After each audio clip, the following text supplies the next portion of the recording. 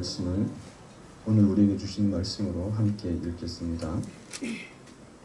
23편 1절입니다. 여호와는 나의 자신이 내게 부족함이 없으리로다. 아멘.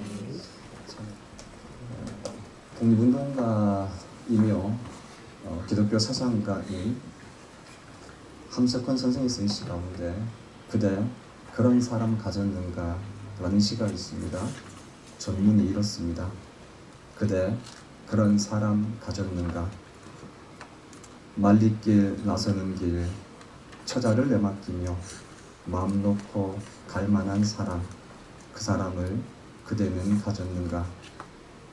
온 세상이 다 나를 버려 마음이 외로울 때에도 저맘이야 하고 믿어지는 그 사람을 그대는 가졌는가? 탔던 배 꺼지는 시간 구명대 서로 양보하며 너만은 제발 살아다오 할 그 사람을 그대는 가졌는가? 불의의 사형장에서 다 죽어도 너희 세상 빛을 위해 저만은 살려두거라 일러줄 그 사람을 그대는 가졌는가? 잊지 못할 이 세상을 놓고 떠나려 할 때 저 하나 있으니 하며 빙긋이 웃고 눈을 감을 그 사람을 그대는 가졌는가? 온 세상의 찬송보다도 아니 하고 가만히 머리 흔들 그 한 얼굴 생각에 알뜰한 유혹을 물리치게 되는 그 사람을 그대는 가졌는가? 함석헌 선생은 그 한 사람을 가졌다면 충분한 삶이라고 노래하고 있습니다. 시편 23편은 다윗의 시편입니다. 그는 목동으로서 자신이 경험했던 하나님의 은혜를 고백하며 23편을 기록하고 있습니다. 첫 소절에서 여호와는 너의 목자시니 내게 부족함이 없으리로다 라고 고백합니다. 목자를 의미하는 히브리어 로이는 지키다 혹은 기르다라를 의미하는 히브리어 라에서 파생되어졌습니다. 목자는 외부의 위협으로부터 양을 지키고 양을 먹임으로 성장시키는 사람입니다. 다윗은 목동으로서 양에게 있어서 목자가 어떤 존재인지를 잘 알고 있었습니다. 양은 연약한 존재로서 어떤 목자를 만나느냐가 양의 운명을 결정합니다. 때문에 에스겔 선지자는 양떼를 먹이지 않고 자신의 배만 불리는 목자들을 하나님의 심판대 앞에 설 것이라고 선언하기도 했었습니다. 다윗은 하나님을 자신의 목자로 고백하고 난 다음에 하나님이 자신의 목자이기 때문에 다른 그 어떤 것도 원하지 않는다라고 고백합니다. 다른 말로 표현하면 하나님 한 분만으로 충분하다는 것입니다. 다윗은 목동으로서 이스라엘 왕이 되어진 입지전적인 인물입니다. 그러나 왕이 되는 과정도 왕위를 유지하는 과정도 그 어느 순간도 순탄하지 않았습니다. 그럼에도 불구하고 다윗이 하나님 외에는 그 어떤 것도 필요하지 않다라고 고백하는 이유는 하나님 한 분만으로 충분했기 때문입니다. 하나님 한 분만으로 충분하다는 다윗의 고백을 다윗의 삶을 통해서 다윗의 중요한 순간들을 통해서 잠시 묵상해 봅시다. 함석헌 선생의 시에도 나오듯 평안의 순간에는 누구의 도움이 필요하지는 않습니다. 그러나 인생의 먼 길을 떠날 때, 억울하게 홀로 있을 때, 외로울 때, 죽음의 순간 혹은 거대한 유혹의 순간에는 누군가의 도움을 찾게 됩니다. 다윗은 바로 그러한 순간이 있다 할지라도 하나님 한 분만으로 충분하다고 고백합니다. 다윗의 삶을 보면 그 하나님의 도우심이 무엇인지 알게 되어집니다. 그것은 다름 아닌 하나님의 사람을 통한 도움이었습니다. 하나님 한 분만으로 충분하지만 그 도움은 사람의 손길을 통해서 주어졌다는 것입니다. 다윗의 어린 시절을 잠시 보도록 합시다. 다윗은 유다 지파로서 베들레헴 사람 이새의 8번째 아들로 태어났습니다. 당시 이스라엘은 사울의 계속되는 실정으로 인해서 하나님께서 사울을 폐위시키시고 새로운 왕을 찾고 계시던 때였습니다. 이러한 시기에 하나님께서는 이새의 아들 가운데 한 아들을 왕으로 예선하셨습니다. 사무엘은 바로 그 아들을 왕으로 세우는 제사를 드리기 위해서 이새의 집으로 찾아갔습니다. 그러나 이 중요한 행사에 다윗은 오직 홀로 초대받지 못했습니다. 오히려 그는 홀로 유대 광야에서 양을 지키고 있었습니다. 다윗은 가정에서 중요한 일에 초대받지 못하는, 인정받지 못하는 막내 아들이었습니다. 다윗은 부모님으로부터 적절한 대우를 받지 못하고 있었던 것은 물론이고 형제들로부터도 제대로 된 평가를 받지 못했습니다. 다윗의 형들 가운데 엘리압, 아미나답, 쌈마 이렇게 3명의 형들은 사울과 함께 블레셋과의 전쟁에 참여하고 있었습니다. 이제는 이 3형제의 안부를 묻기 위해서 다윗을 전쟁터로 보냈습니다. 다윗이 엘라 골짜기에 도착하여서 형들의 안부를 묻고 있었을 때 골리앗이 나와서 40일째 전쟁을 도두고 있었습니다. 그러나 그 누구도 이 전쟁에 참여하려고 하는 사람은 없었습니다.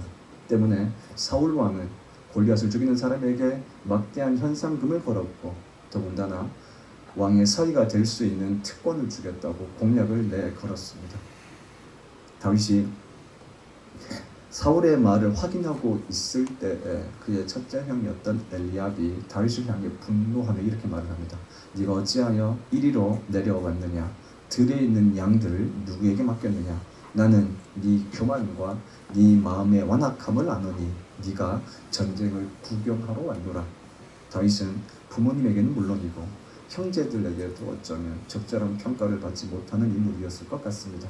비록 다윗이 집에서 부모님으로부터 형제들로부터 이러한 평가를 받고 있었다 할지라도 다윗은 매우 훌륭한 목동이었습니다. 목동은 지팡이와 막대기 그리고 물맷돌을 통해서 가까이에 있는 적들과 멀리에 있는 적들로부터 자신을 지키고 보호하고 양들을 키우게 되어집니다. 고고학적인 증거에 의하면요, 목동의 물맷돌은 100m 앞에 있는 그러한 목표물을 향해서 빠르면 시속 160km의 속력으로 날아가서 그 적을 전멸시킬 수 있을 만한 매우 위협적인 무기였다고 합니다. 다윗은 이 물매를 통해서 사자는 물론이고 곰과의 싸움에서도 승리할 수 있었고 이러한 경험들을 토대로 골리앗과의 전쟁에서도 승리할 수 있었습니다. 그럼 이처럼 다윗의 어린 시절은요, 자신이 가진 능력에 비해서, 재능에 비해서, 실력에 비해서 부모님과 형제들로부터 적절한 평가를 받지 못했던 사람이었습니다. 근데 이러한 상황의 청소년들은요, 기존 세대에 대한 반감이나 거부감을 가지게 되어지고 또한 공격성을 가지는 경향이 있습니다. 자기가 생각하기에 기존의 세계는 불합리하고 모순되어졌고 그리고 자기가 가진 실력으로 이러한 것들을 개선할 수 있다라고 생각하는 경향이 있기 때문에 그렇습니다. 때문에 이러한 사람들이 대부분 개혁가 혹은 선지자 이러한 사람들이 되어지기도 합니다. 이렇게 방황하는 청소년 시기에 이 인생의 방향을 안내해준 스승이 있었으니 그 사람이 바로 사무엘이었습니다. 사울의 감시가 서슬퍼졌던 시절의 사무엘은 자신의 전 존재를 걸고 다윗에게 하나님의 뜻을 가르쳐 주었습니다. 이후 다윗이 블레셋 장군 골리앗을 죽임으로 입궁하고 잠시 사울을 섬기던 중에 권력의 눈을 멀어가던 사울을 피해서 도망하게 되어지고 제일 처음으로 도망했던 곳이 바로 사무엘이 머물고 있던 라마 나옅이었습니다. 라마는 지역의 이름이고 나옅은 히브리어로 거처 혹은 기숙사라는 의미를 가지고 있습니다. 아마도 라마 나옅은 사무엘이 후임들을 양성하기 위해서 세웠던 그러한 거처처럼 보여집니다. 다윗은 이곳에서 사무엘로부터 왕으로 기름 부음 받은 사울이 왜 실패했는지 그 원인에 대해서 가르침을 받고 사울의 길로 가지 않겠다는 믿음을 견고히 하는 시간을 가졌을 것으로 보여집니다. 여러분, 이처럼 사무엘은 가족들로부터 적절한 평가를 받지 못하고 현실에 불만 가득한 청소년들을 보내고 있었던 다윗을 향해서 자신의 생명을 걸고 하나님의 뜻이 무엇인지를 가르쳐 주었던, 방황하는 인생에 올바른 방향을 제시해 주었던 사람입니다. 다윗은 이 사무엘을 통해서 사울의 실패를 반문 교사 삼아서 하나님의 말씀을 지키는 것이 자신의 인생을 지키는 것이다 라는 가르침을 주요하게 새기게 되었을 것입니다. 여러분, 누구나 인생의 방황기가 있지 않습니까? 이러한 방황기에 삶의 방향을 잡아줄 그한 사람이 여러분들에게는 있습니까? 그럼에도 불구하고 사울이 계속하여 다윗을 추적하여 오자 다윗은 라마나윗을 떠나서 높 지역의 제사장 아히멜렉에게로 도망가게 되어집니다. 높 지역은 실로의 성소가 황폐화되게 되어지자 제사장들이 이주하여 모여 살던 마을이었습니다. 다윗은 사울을 피해서 도망 나왔기 때문에 그의 손에는 어떤 무기도 없었고 도망자 신분이었기 때문에 늘상 배고팠습니다. 이를 알고 있었던 아히멜렉은요, 진설병을 주었습니다. 진설병이란 원래 제사장들이 안식일마다 하나님 앞에 제사 드리는 제단에 올려놓는 떡으로서 12지파를 상징하여 12개의 떡을 올려놓습니다. 그리고 이 떡은 레위인만이 먹을 수 있는 거룩한 떡이었습니다. 아히멜렉은 바로 이 떡을 배고픈 다윗에게 주었습니다. 동시에 아히멜렉은 무기가 없던 다윗에게 골리앗이 가지고 있었던 철 600세겔의 칼을 주었습니다. 한 세겔이 무게로 11g쯤 되니까 600세겔은 대략 한 7kg 정도 되어질 것입니다. 그리고 그 칼의 재질은 철이었습니다. 고고학적인 증거에 의하면 이스라엘은 주전 1200에서 1000년경에 철기 문명으로 전환하게 되어졌습니다. 다윗이 예루살렘에 도읍을 정했던 때가 주전 1000년으로 본다면 이 시기는 대부분의 사람들이 청동으로 된 무기를 가지고 있던 시대였습니다. 여러분, 그렇다면 철로 되어진 칼을 가지고 있다라고 하는 것은 그 시대의 최첨단의 무기를 가지고 있었다라는 말과 동일할 것입니다. 아히멜렉은 배고픈 다윗의 배를 채워 주었고 동시에 무기가 없던 다윗에게 최첨단 무기를 제공해 준 사람입니다. 여러분, 그런데 다윗이 아히멜렉에게 배웠던 것 혹은 공급받았던 것은 허기지고 배고팠던 인생을 채운 것 정도가 아니라 더 중요한 가르침이었습니다. 아히멜렉이 다윗에게 주었던 것은 거룩한 떡이었습니다.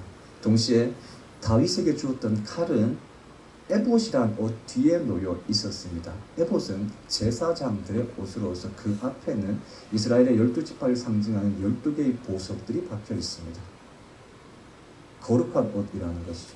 거룩한 사람이 입는 거룩한 옷입니다.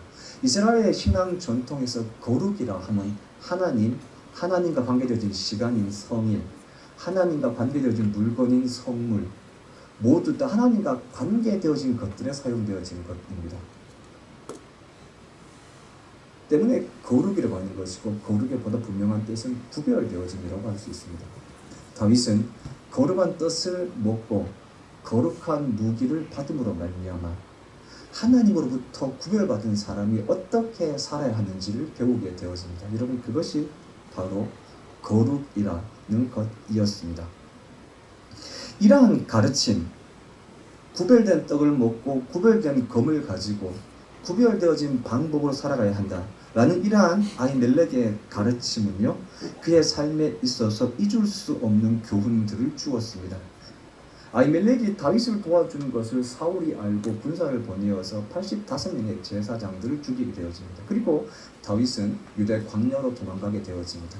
다윗을 쫓아 유대 광야로 들어왔던 사울을 다윗은 2번이나 죽일 기회가 있었습니다. 이 기회 가운데 다윗은 단 한 번도 사울을 죽이지 않았습니다. 그 이유는 출애굽기 22장 28절에 의하면 내 백성의 지도자를 저주하지 말라는 말씀이 있습니다. 지도자를 저주할 수 없게 하셨던 하나님이라면 백성의 지도자를 죽이는 것은 더욱더 불가능하다는 것을 아마도 다윗은 알고 있었던 것 같습니다. 때문에 인간적인 방법과 인간적인 생각이라면 사울을 죽이고 왕이 되는 것이 가장 편하고 빠른 방법이었겠지만 아히멜렉으로부터 거룩이라는 새로운 삶의 방법을 배웠던 다윗은 하나님의 말씀을 지킴으로 그를 살려주게 되어집니다.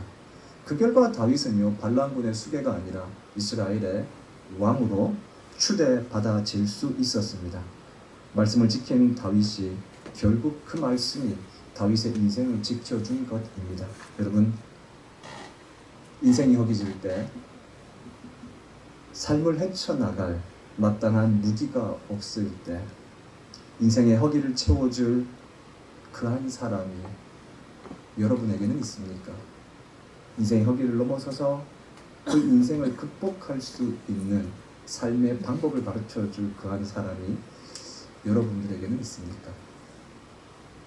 사울의 잠재적 경쟁자였던 요나단, 다윗의 잠재적인 경쟁자였던 사울과 요나단이 길보아산에서 블레셋과의 전쟁에서 전사하게 되어집니다.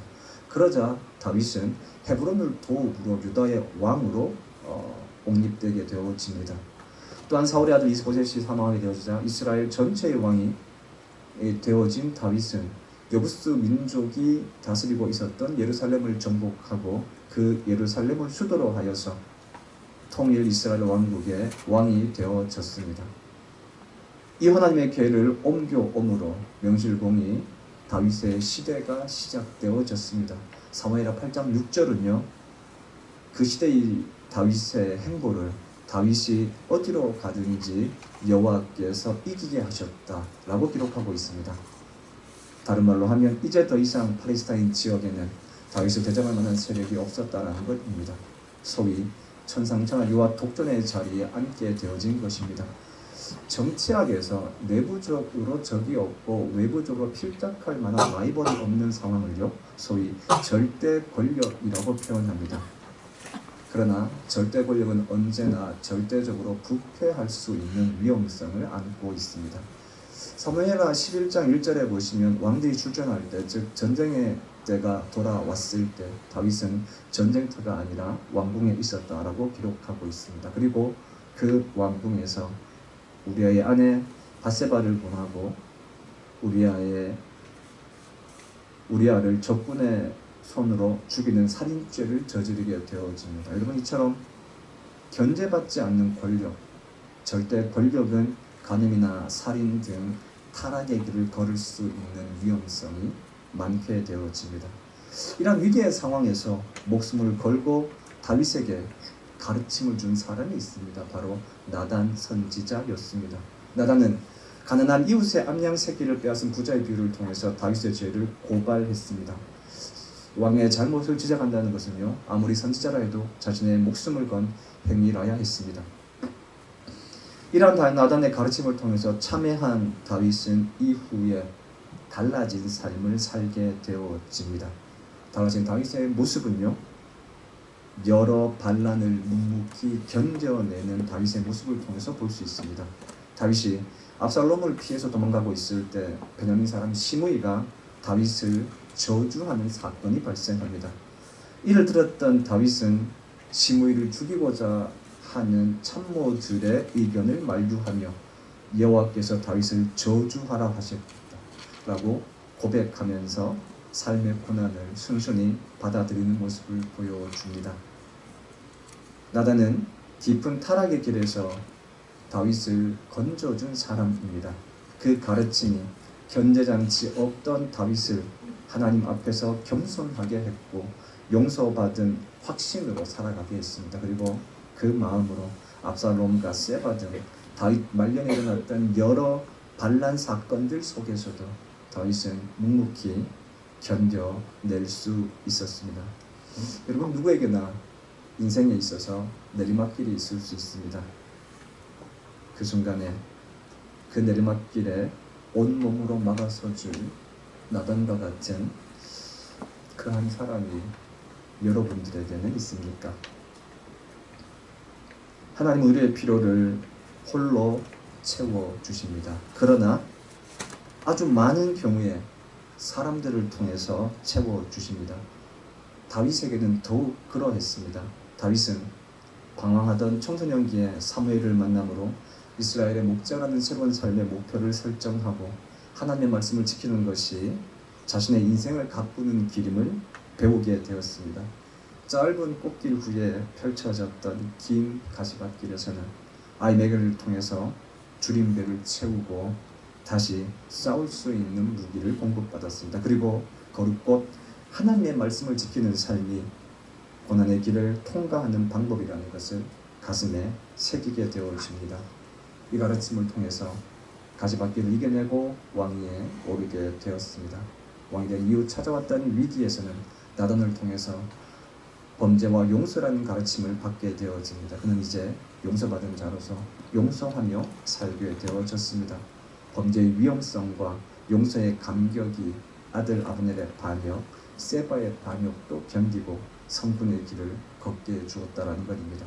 여러분, 이처럼 하나님은 다윗의 목자로서 도움이 필요한 순간 적절한 도움으로 다윗을 푸른 초장으로 인도하셨습니다. 그러나 그 도움은 언제나 믿음의 사람을 통해서였습니다. 여러분, 그런 사람을 가지고 있습니까? 내게는 그런 하나님의 사람이 있습니까? 사실 오늘은요, 그런 질문보다는, 이런 사람이 내게 있는가라는 질문보다는 우리가 누군가에게 그런 사람, 하나님의 손길이 되고자 말씀드리고 싶습니다. 방황하는 인생에게 삶의 방향을 정해줄 수 있는 사람, 누군가의 인생이 허기져 있을 때 주림배를 채워줄 수 있는 사람, 브레이크 없이 인생의 나락길을 내려가고 있을 때 온몸으로 막아서 줄 수 있는 그런 사람 말입니다. 우리가 누군가에게 그런 사람이 되어서 하나님께서 나를 통해서 도움의 손길을 주셨다라고 고백할 수 있다면, 그 도움 인하여 하나님 한 분 말고는 그 어떤 것도 필요하지 않다라는 고백을 하게 하는 그런 사람이 될 수 있다면, 그것이 오늘 다윗으로 하여금 내게 부족함이 없습니다라는 고백에 하나님의 손길로 사용되어진 사람이 되어지는 길이 아니겠습니까? 은혜 아니면 나서지 못하네, 놀라운 사랑, 그 은혜 아니면 나서지 못하네. 다윗에게 베푸신 하나님의 사랑이 하나님의 은혜였다면 그 은혜의 손길은 언제나 사람을 통해서 내밀어 주셨습니다. 우리 이 찬양과 함께 그 손길이 되고자 하는 결단을 나누었으면 합니다.